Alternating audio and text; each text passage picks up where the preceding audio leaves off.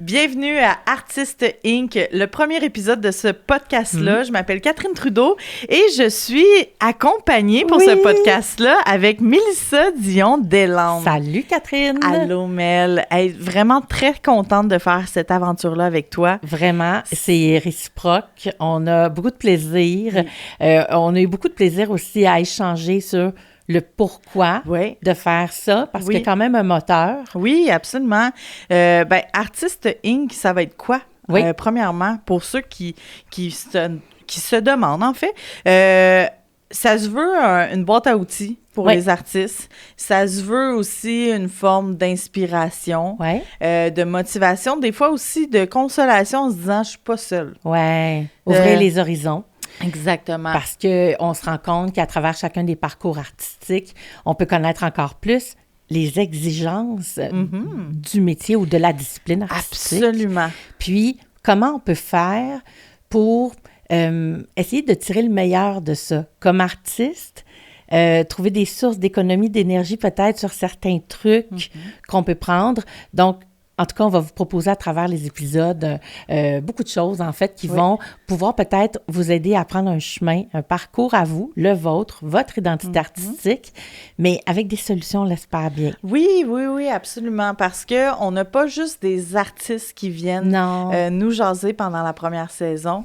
C'est aussi des gens, des fois, qui sont issus de différents milieux, mais qui peuvent nous apporter une vision différente ou même peut-être des pistes de solutions pour aider au niveau des finances ou même au niveau d'une démarche.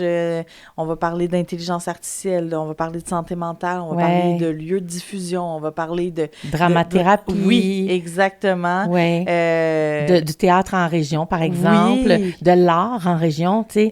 On est là beaucoup pour démystifier aussi et ouvrir la porte pour parler de culture. Absolument. Parce qu'on se rend compte parfois qu'on veut tellement de monde qui viennent à nos expos, à nos spectacles, et puis c'est pas tout le monde qui a déjà mis un pied dedans. Non. Et des fois, c'est un peu hermétique. Puis là, on se dit, pourquoi?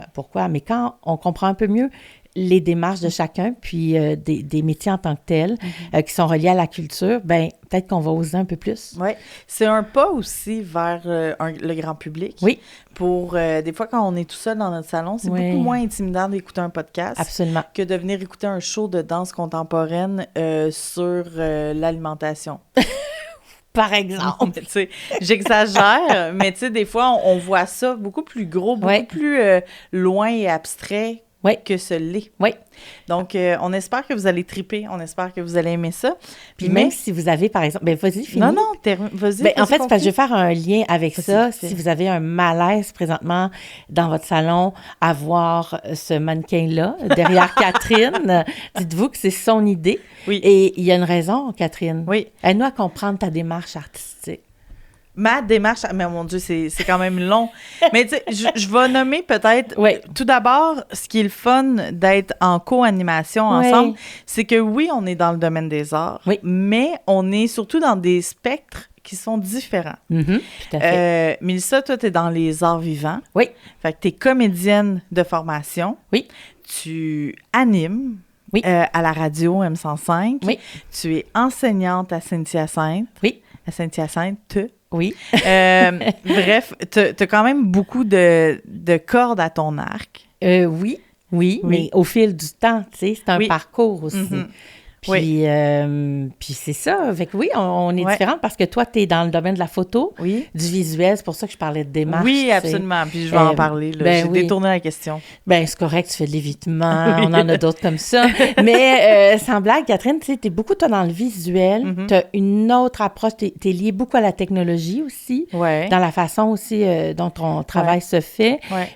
Puis on est assez complémentaires. Puis on se connaît beaucoup. Absolument. On n'a pas le même âge. On n'a pas le même âge. Je t'ai déjà coachée pour tes scènes d'audition dans les écoles. Oui, parce que le théâtre fait partie de ce que j'apprécie énormément. Tu fais de l'impro, tu as une école d'improvisation. J'ai une école d'impro. C'est fou, hein? Ben oui, c'est fou. Ouais, ben ça fait beaucoup moins longtemps, mais ça fait très longtemps que je fais de l'improvisation. Fait que c'est sûr que les arts vivants, j'y touche déjà un peu, mais je le vis pas du tout comme un comédien peut le vivre parce que je ne dépends pas d'un appel de casting. Je comprends, à ce niveau-là. Oui. Puis des fois, c'est pas évident de comprendre comment fonctionne le milieu. On va recevoir Martin Goujon. Oui. Puis cet épisode-là, ça m'a aidé à comprendre beaucoup mieux comment ça fonctionne et tout. Et je trouve ça fascinant et très angoissant en même temps. Je me dis, si j'avais écouté un podcast comme ça à 17 ans, soit j'aurais ajouté mes flûtes, soit j'aurais peut-être fait « Ah, je vais tout de suite aller vers la photo. Fait que, ouais. Oui, c'est ça. Puis, tu sais, dans ton processus à toi aussi, il y a des affaires qui sont, tu sais, comme de l'ordre de il faut que tu remplisses des soumissions, il faut que tu fasses valoir, il faut que tu présentes ton portfolio. Ça aussi, c'est une audition quand même. Oui. Parce que, veux pas, je fais de la photo commerciale, mais avant de faire de la photo commerciale, je faisais de la photo artistique. Exact. Et c'est vraiment compliqué à faire parce qu'il y a beaucoup de choses dans le milieu de la photo, puis j'espère qu'on va l'explorer quand même assez bien. Mais tu sais, au-delà, tu sais, de la photo artistique, qu'est-ce que c'est? Bien, premièrement, c'est une démarche comme un artiste peintre pourrait avoir. Mais quand c'est de la photo, il y a une partie aussi qui est très snob en art où que on dit « Ouais, mais essaie de faire un symposium comme photographe. » Moi, la première fois que j'ai fait un symposium comme photographe, c'était une invitation comme la relève et j'étais la première photographe qu'on mettait là, mais qu'on considérait pas vraiment comme de l'art. Puis je pense que je comprends que où est-ce que j'étais rendue, peut-être que le visuel n'était pas assez artistique pour eux, peu importe, mais tu sais, la photo, c'est souvent assez proche du figuratif. Il y a comme, tu sais, on dirait que beaucoup de personnes se disent, ben moi aussi, je suis capable de le faire. C'est le Kodak qui a fait la job. Oui. Fait que oui, il y a toute cette démarche-là de prouver que la photo, c'est artistique, c'est pas juste commercial, c'est pas juste une commande. Fait que tout ce processus-là, aussi toutes les showcases. Fait que de payer comme artiste pour se présenter, c'est quand même assez... moi, je pense que j'ai plus payé que je me suis fait payer dans la vie. Ah oui, hein? Ben, c'est ça que son additionne. Oui, c'est vrai qu'il y a un temps où est-ce que on paye pour avoir l'opportunité, pour pouvoir donner parce qu'on sait que des fois, les gens n'avaient pas toujours les sous pour... Puis là, ben nous autres, on était comme ça va être correct. On voulait tellement... Mais à un moment donné, c'est parce qu'on a une hypothèque, des familles, tu sais, c'est notre métier. Mais, tu sais, c'est le fameux dicton là, de tu mangeras pas si tu fais un métier en art. Puis pourquoi qu'on se dit ça? Oui, puis ça fait peur, parce que dernièrement, je parlais avec... des gens qui travaillent au cégep. Puis ils me nommaient que en arts et lettres, les cohortes sont de plus en plus petites, là. Puis c'est impressionnant parce que, ben en fait, c'est que t'as comme pas de possibilité de gagner ta vie, on dirait, dans leur tête. Tu sais, on n'inculque pas aux jeunes de « Hey, suis ton cœur, fais ce que t'aimes. » Tu sais, on le dit, mais... Genre... Mais il y a le mais. C'est ça. Donc, il y a une partie de moi qui est comme... Il faut qu'on remette les pendules à l'heure en disant, premièrement, c'est un métier. De reconnaître les métiers artistiques. De reconnaître qu'est-ce que ça peut apporter. Ça, c'est super important. Oui. De ton côté aussi, quand tu enseignes, je pense qu'il doit... Tu sais, j'imagine que tu fais ce chemin-là aussi un peu avec les étudiants ou pas? De leur dire comme, est-ce que vous rêvez, ce que vous voulez, c'est valable.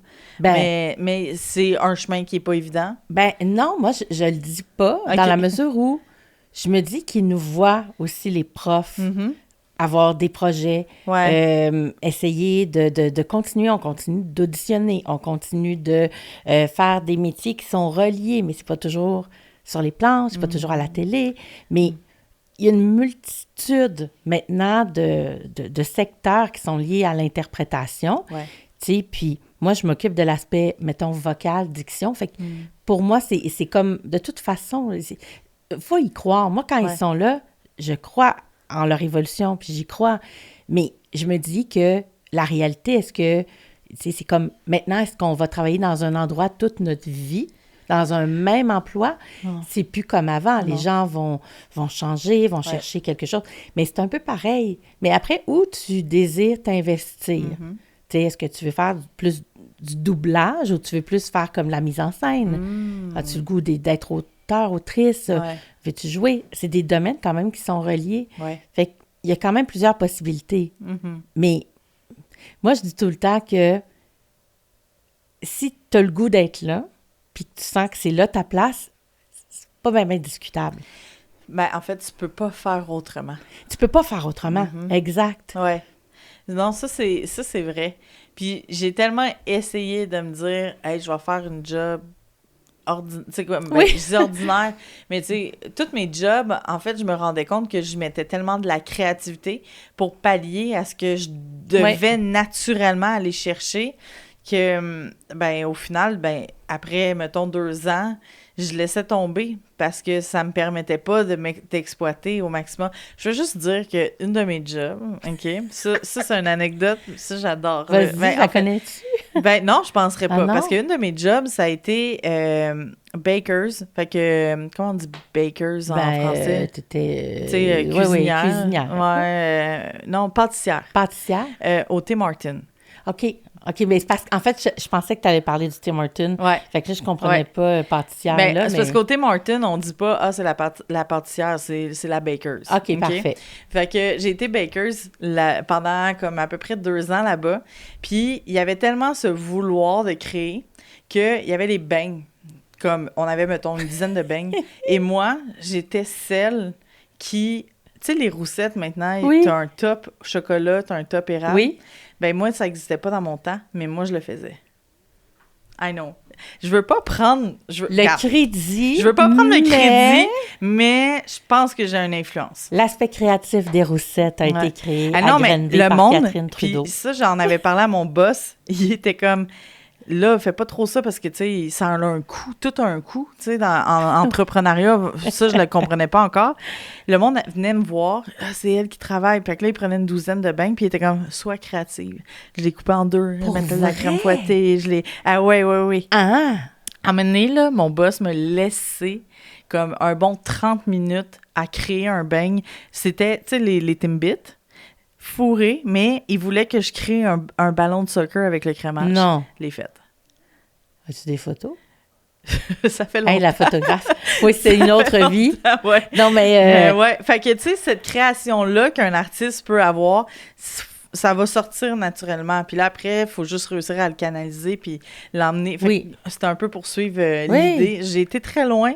J'essaie de revenir. Non, mais je te sens revenir. Mais je trouve ça fascinant parce que ton besoin était si grand dans un emploi qui était alimentaire, tu sais, pour pallier à tes besoins, que pour trouver ton fun, puis avoir la force de le faire, fallait que tu amènes cette petite dimension-là. Oui, absolument. Mais ça, c'est vrai que les créatifs, en général, ont ça beaucoup. Oui, énormément. Ils vont l'appliquer de quelconque façon. Absolument. Moi, je travaillais pas chez Tim Hortons, mais j'ai travaillé quand même 14 ans chez Pizza Hut. Ah oui, quand même, hein? Quand même, hein? Oui. Mais là, j'ai fait tous les postes. Mais moi, ce que je me disais, j'ai fait ça pendant mes études en théâtre et tout, je me disais, ben c'est de l'argent que j'ai qui me permettent de faire mes projets d'art. Tu as fait ça pendant tes études en théâtre. Tu as travaillé pendant 14 ans. Non! C'était tellement des longues études. J'ai commencé très jeune, là. Tu sais, aussitôt qu'on pouvait travailler. Moi, j'étais de même. J'épluchais des patates à 9 ans dans une cantine. C'est les gens qui me connaissent qui me travaille donc bien. Mais moi, j'ai ça de même. J'aime ça. C'est des très, très grands travailleurs, les artistes. Très grands. Parce qu'on ne sait pas s'arrêter. Bien, là, ça, c'est l'autre affaire qui développe des fois de la maladie mentale. Mais, tu sais, si je te dis, c'est quoi ton horaire, toi, de travail? J'en ai pas. Ben c'est ça. Ben, tu sais, j'essaie d'en avoir. Oui. Mais si ça me tente de travailler le dimanche matin, ça va me faire plus mal de pas travailler que de... c'est ça, que de travailler. Tu comprends ce que je veux dire? Mais non, c'est vrai. C'est rare qu'on entend des artistes qui ont un horaire précis. Puis là, il y a quelqu'un qui t'appelle pour un truc, un projet. Attends, ben je serais libre là. Puis t'as pas pensé... Ah oui, là, c'est parce que là, moi, j'ai une famille, il faut que je fasse un souper. Faudrait que je me lave. Pas là, quand même, mais tu sais... Ben non, mais c'est vrai. Puis là, mais tu te rends compte que tous tes trous sont bouchés dans ton agenda, puis t'es débordé. Ouais. Parce que c'est tout au profit de quelque chose que t'aimes. Ouais. Tu sais, on aime notre travail. Oui, mais on brûle la chandelle par les deux bouts. Mais cela dit, la quantité de travail, c'est nous qui la gérons. Ouais. Mais c'est dur de dire non. Non. Dans un contexte où est-ce que tu peux choisir tes choses, là. Mm-hmm. Mais ça arrive souvent que ça te tente. Mm-hmm. Parce que c'est intéressant, parce que toi, tu vois aussi qu'est-ce que ça peut t'apporter. Ouais. Ça, j'ai pas fait ça. J'ai le goût de plonger là-dedans pour voir. Ouais. Par curiosité. Oui, mais il y a aussi, moi, pendant longtemps, j'ai jamais dit non par peur de manquer de travail. Oui, tout à fait. Je me suis dit, si là, ça marche, prends-le, tu te reposeras plus tard. Oui. Parce que tu sais pas de quoi demain est fait. Aussi. Mais ça, c'est la pire affaire. C'est la pire affaire. Ouais. Mais faut que tu saches tout le temps pourquoi tu le fais. Ouais. Parce que là, mais tout va de soi. C'est l'expérience qui rentre. À un moment donné, tu fais comme, c'est mieux que j'en prenne moins, puis que ça tire plus loin. Oui. Que d'en faire plein de petites shots, là, tu sais, que finalement, ça tombe à 10 mètres, puis là, t'as déjà passé par-dessus après un pas, tu sais. Ouais. Mais non, c'est ça, de se concentrer un peu plus sur un seul projet à la fois, mais des fois, c'est un luxe de faire ça. Ah oui. Puis c'est ça qui est stressant dans notre domaine. Oui. L'insécurité, d'essayer de trouver une stabilité dans tout ça. Oui. Mais ce qui nous amène à toujours dire oui. Oui. Mais en même temps, comme tu l'as dit, c'est l'expérience qui amène ça. À un moment donné, tu dépasses ça puis tu dis, OK, non, là, c'est pas stratégique. Ou on se dit, OK, ça commence là, ça finit là. Ça, j'enchaîne ça. Est-ce que ça se peut? Tu n'as pas le choix de le faire. Non. Mais c'est dur parce que même la journée que tu dis, OK, j'ai fini de travailler, tu es dans ton auto. T'es dans ta tête. Tu prépares tes choses à la maison, tu fais tes affaires avec ta famille, puis à un moment donné, tu dis, oui, ça, c'est vrai, il faut que je fasse ça. Ouais. Ou tu as soudainement l'élan de quelque chose, clairement que tu n'as pas le temps de développer. Ouais. Mais l'idée est là. Ouais. Fait que là, tu t'accordes dans un coin, tu te mets 2 heures en retard sur quelque chose, au profit d'une nouvelle affaire qui vient de popper dans la tête pour un futur projet. Ah oui, mais puis plus loin que ça, à un moment donné, moi, j'ai un adjoint depuis maintenant 3 ans, puis des fois, il est comme « Ah, Catherine, j'aurais besoin de telle affaire. Oui, je te fais ça après. » Une malheur de cliquer sur un aspect dans mon ordi. Puis là, je suis comme « Ah, ce projet-là. » Puis là, c'est ce moment-là que j'ai l'élan pour créer le projet. Ben oui. Mais je suis pas supposée de faire ça. C'est ça. Exact. C'est ça que je te dis, que c'était pas le temps que tu avais, là. Exactement. C'était pas ça. Puis là, tu te réveilles, puis tu sais comme « Oh! » À un moment donné, j'ai dit « Ah, il est 4h30. Tu sais, je pourrais travailler encore un tout petit peu. Personne va m'attendre à la maison. Donc, tu sais, comme je vais faire une petite demi-heure, puis après, je vais partir. » Ouais. Je me suis dit à 5h, tu sais, c'est pas exagéré de travailler jusqu'à 5h. Ben non. Fait que là, je travaille, je me lève la tête, il est rendu 7h30. Ben oui. En fait, c'est ça aussi, c'est qu'on oublie. La perception du temps change. Est complètement différente. Ouais. Mais fais-moi faire une job alimentaire. Le 5 minutes est une éternité. Oui, je sais. C'est à mourir d'ennui. Ah oui. Ouais. Fait que, c'est ça. Ouais. Fait que c'est drôle qu'on parle de ça parce que là, on nomme pas juste des métiers artistiques, on parle une réalité. Une réalité. Il y en a probablement des photographes ou des gens qui sont dans les arts vivants qui ont un aspect, par exemple, dans l'interprétation ou, par exemple, dans l'aspect de je suis photographe. Mais l'aspect créatif, tu sais, ça varie le volume pour chacun, là. Ouais. Puis on sent que plus qu'on s'en va vers l'ultra créatif, c'est pas reposant. Oh non, c'est difficile à suivre. Ça fait peur même. Oui. Pour la majorité des gens, le nombre de personnes... Toi, c'est sûr qu'on te l'a tout le temps dit. Je te l'ai pas demandé parce que tu es trop occupée. Mais comment tu peux savoir que je suis trop occupée? Mais ça transpire de toute notre être qu'on est trop occupé. Tu sais, genre... Hey, le nombre de fois, là, juste d'aller aux toilettes, là, je suis comme, ça me tente pas, je suis occupée. C'est ça. C'est un besoin de base. Absolument. Là, mais c'est ça, je pense qu'on devient intense dans ce qu'on fait. Ouais. Par passion.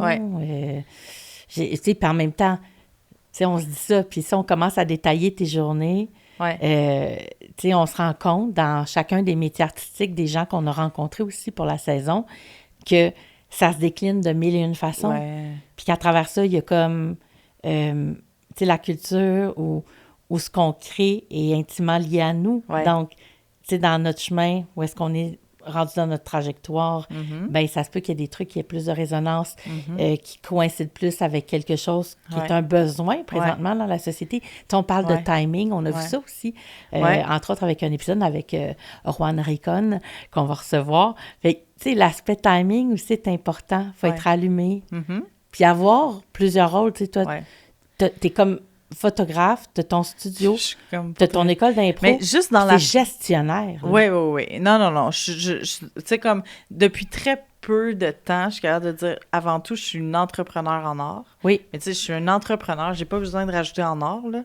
Mais je dis en art parce que des fois, ça fait juste rappeler le palier financier qu'on est. En fait, oui, c'est ça, entrepreneur en art, on fait « Oh mon Dieu, ça doit pas être facile. » Non, c'est ça. Mais tu sais, tout ça, être entrepreneur, tout le monde va le savoir, c'est extrêmement exigeant. Oui. C'est beaucoup de temps. Puis, ben c'est ça. Tu sais, fait que tout est une question de timing. Mais je pense qu'on a découvert aussi que tous les artistes, c'est des pieuvres. Oui, vraiment. C'est ça. Et en plus de ça, c'est que l'aspect créatif est souvent menacé. Tout le temps. Parce que comme entrepreneur, tu dois rendre des comptes. C'est peut-être moins ton énergie vitale de gérer, de faire des budgets, de penser à une vision. C'est quoi ta mission? C'est quoi tes valeurs d'entreprise? C'est tout ce qu'on a qui est à la mode, là, qu'il faut tout établir. Tu fais, moi, pendant que je fais ça, puis le formulaire AB, puis l'autre truc, je suis pas en train de faire ce que j'aime le plus au monde et qui est plus ma force, mettons. Ouais, et le pourquoi tu fais tout le sacrifice dans ta vie en disant « Non, mais je vais faire ce que j'aime. » Ouais, mais il faut que tu aies le temps puis tu te libères cette énergie-là. Ouais. De là aussi que moi, des fois, là, dans mon métier, je dis tout le temps qu'il y a deux aspects de photographie. Le photographie artistique, où c'est mes commandes, ma passion, ma pulsion. Puis les commandes de photos, ce que j'adore faire, parce que je ferais plus ça aujourd'hui si j'aimais pas ça, mais tu sais, c'est quand que la personne arrive et dit « J'ai une idée ». Puis là, t'es l'extension de sa créativité. Absolument. Puis tu dois comprendre ce que la personne veut et ses besoins. Fait que c'est deux métiers. Deux métiers complètement différents. Oui, parce que c'est comme si tu pars de toi, puis dans l'autre, tu dois comprendre le soi. Oui, exactement. Ça, c'est deux mondes. Après, tu as l'improvisation, où que là, c'est aussi de comprendre la collectivité, tous les référents que tout le monde partage. Parce que j'étais en France jouer, faire de l'improvisation l'été passé. Puis une affaire que j'ai compris, c'est que les référents, on s'en rend pas compte, mais c'est définitivement le truc qui rassemble une qui communauté. Définit une culture. Une culture complète. Absolument. Puis, mais là, c'est difficile parce que... Puis là, je vais loin, là. Mais tu sais, il faudrait que je retrouve le nom. C'est un philosophe coréen-allemand. Ah oui, je sais. Non, c'est pas vrai. Oui, je l'ai lu. Mais, puis il disait quelque chose de super intéressant. Tu sais, quand on parle de l'histoire, t'as des époques, OK? Fait que, tu sais, ça définissait la préhistoire, les Romains, le médiéval. Puis après, quand on est arrivé après la révolution industrielle, c'était des années, tu sais, genre les années 20, les années 30, les années... Puis quand on est arrivé dans la mondialisation, avec Internet et tout, c'est plus devenu des référents comme « Ah, ça, c'est telle année, tu sais, la Deuxième Guerre mondiale. » Non, c'est rendu comme tout s'est éclaté. Puis là, c'est plein de petits points dans l'espace, OK? Fait que nos références, ça veut pas dire que toi, comme un dessin à numéro, c'est toi qui vas faire ton chemin de référence. Absolument. Tandis que fait que l'autre personne à côté de toi peut aller dans l'autre sens complètement et ne jamais toucher les mêmes références que toi. Fait que c'est là que ça devient difficile aussi comme artiste de pouvoir rassembler tout le monde autour des mêmes références quand les références sont éclatées. Différentes, Fait que ça, c'est quelque chose que je trouve ultra intéressant, mais qui fait partie de la réalité des artistes contemporains de maintenant. Oui. Mais c'est intéressant juste de dire pourquoi c'est éclaté. Là, tu me donnes envie d'aller là, mais c'est pas l'objet du premier podcast. Non, c'est vrai. On s'est dit qu'on parlait de nous, mais on va revenir. Non, mais en même temps, ça moi, définit un peu j'ai travaillé au Tim Hortons, au moins. Ce qu'on pense, tu sais, puis de toute façon, l'art a tout le temps existé. Tu sais, peu importe les références. Là, tu sais, je veux dire, on lit encore, tu sais, peut-être pas tous les jours, mais du Sénèque, tu sais, ou du Plaute. Puis là, on est complètement ailleurs. Tu me regardes, tu sais, c'est quoi ça? Des fois, je me dis, hey, comme, on va se dire qu'il y a beaucoup de monde qui doivent juste lire les ingrédients de leur bouffe, tu sais. Oui. Parce que moi, dernièrement, ça faisait 10 ans que j'avais pas lu un livre. Pour de vrai. La réalité, c'est que c'est ça. Puis j'étais comme... Parce que j'arrivais jamais à trouver le temps. Puis là, à un moment donné, j'ai juste fait, non, je vais lire un livre. Là, j'ai commencé avec les mécanismes de la communication. C'est un livre genre de 360 pages. Il m'a pris 2 ans et demi à lire. OK, quand même. Mais après, à partir de ce moment-là, j'ai fait, mais j'ai eu du fun. Oui. Fait que, OK. Puis là, cette année, je suis fière de moi. J'ai lu 7 livres jusqu'à date. Ben, bravo, Catherine. Merci. Bravo. Toi, tu as lu combien de livres cette année? Mais j'en lis beaucoup, mais je suis pas au goût du jour, dans le sens que, tu sais, pour mon travail, je lis souvent des trucs passés. Je vais retourner dans la dramaturgie. Je vais lire ce qu'il y a de nouveau, mais tu sais, c'est des pièces de théâtre. Des fois, ça se lit en 1 heure, 1 heure et demie. Après ça, je retourne aussi pour des documents d'information.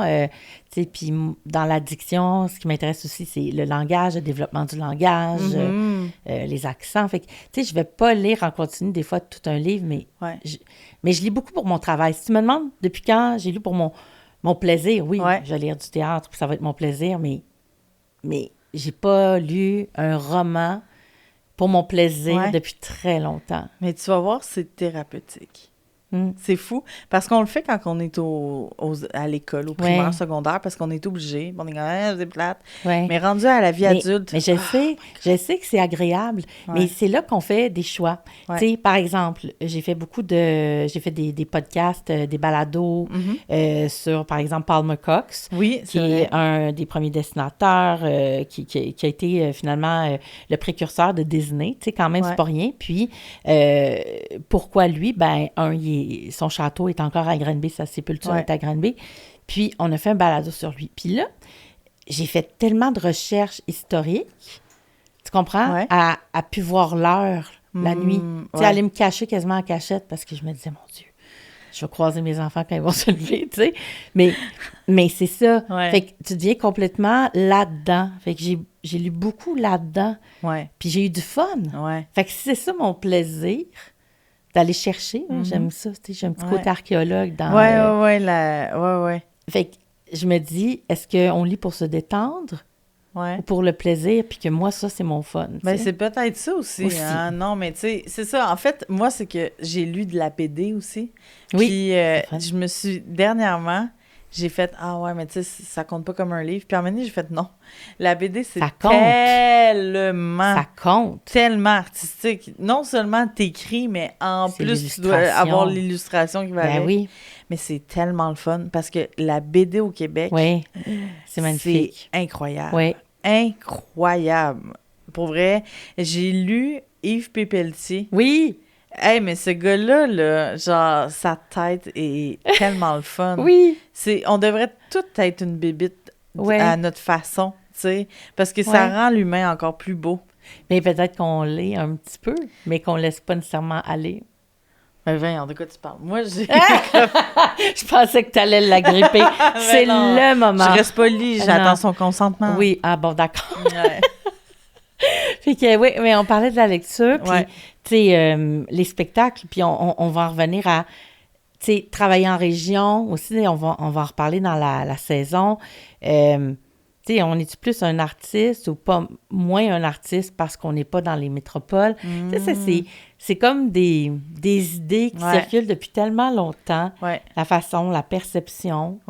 C'est ça. Oui, absolument. Pourquoi on décide de venir aussi en région? Pourquoi on s'investit ici? Oui, puis pourquoi on fait le podcast à Granby? Oui, pourquoi? Bien, premièrement, je pense que c'est important de ne pas toujours centrer la création dans un seul lieu. Oui, pas de centralisation. Non, absolument pas. Puis, il y avait l'opportunité de tourner le podcast dans la région. On vient d'ici. Ensuite de ça, ben, je suis très à l'aise de dire que ben l'art doit se transformer d'une d'une région à l'autre, se transporter, en tout cas, peu importe. En fait, ça doit voyager, ça doit juste voyager. Se partager. Exactement, puis il faut arrêter de dire, ouais, en région, le monde, ils comprennent pas, ils ont 2 doigts dans le nez. Non, c'est pas vrai. Tu sais, premièrement... je n'avais pas entendu ça de même, mais... Ah non? Moi, j'ai tout le temps l'impression qu'il y a comme un aspect qu'en région, on est... Tu sais, puis qu'on a... C'est comme si on n'avait jamais réfléchi, ou même que, tu sais, des fois, là, moi, à un moment donné, je me souviens que quand je descendais de Montréal, des fois, j'emmenais des amis, puis j'étais comme, on va faire un projet artistique en région, parce que, ça coûte moins cher. Ben oui. Tu sais, la réalité, il y a ça oui, aussi. c'est ça aussi. Puis là, il arrivait dans le centre-ville, mettons, de Granby, puis ils sont comme, c'est tellement beau, la campagne. T'es-tu malade? Dis-moi, il y a genre 3 arbres dans toute la rue principale, tu sais, c'est comme... Là, il était comme, ben non, mais là, c'est tellement rustique, puis là, t'es comme, OK, ouvrons le monde. Mais oui, puis en même temps, moi, j'avais des gens, des hyper montréalais, des amis qui arrivaient ici, mais là, moi, je serais pas capable de créer ici, je serais pas capable. Parce qu'ils ont besoin d'avoir la densité de tu sais, comme plein de théâtre, plein d'actions, plein de... Oui, à un moment donné, c'est vrai que tout se calme le soir, puis qu'on entend les oiseaux, tu sais. Mais c'est pas obligé de se calmer. Mais c'est pas obligé, pour ça, il faut qu'un artiste, il faut qu'il y ait des artistes qui se décident de dire, on vient, on crée, on stimule ça. Est-ce qu'on peut laisser ça mourir, puis tout partir à Montréal ensemble, puis s'empiler l'un par-dessus l'autre? Oui. Puis that's it. Oui. Puis je pense que c'est une partie de la raison pourquoi ça devient hermétique, le côté artistique, le milieu culturel. Parce que des fois, si t'as pas la possibilité de te rendre à une place ou à Montréal, tu sais, parce que, tu sais, si tu viens de la région, il faut que tu ailles toujours à Montréal écouter une bonne pièce de théâtre. Oui. Ben, t'en verras pas parce que ça a un coût. Ça a un coût qui est beaucoup plus grand que juste de sortir de chez vous. Oui, puis de plus en plus, on voit, tu sais, il y a des tournées ici à Granby et au Palace, ils reçoivent beaucoup de théâtre maintenant, tu sais. Je pense que c'est plus qu'on en demande, plus qu'il va y en avoir. Exact. Fait qu'on a de la job, Catherine. Ben, on a une méchante job à faire. Mais...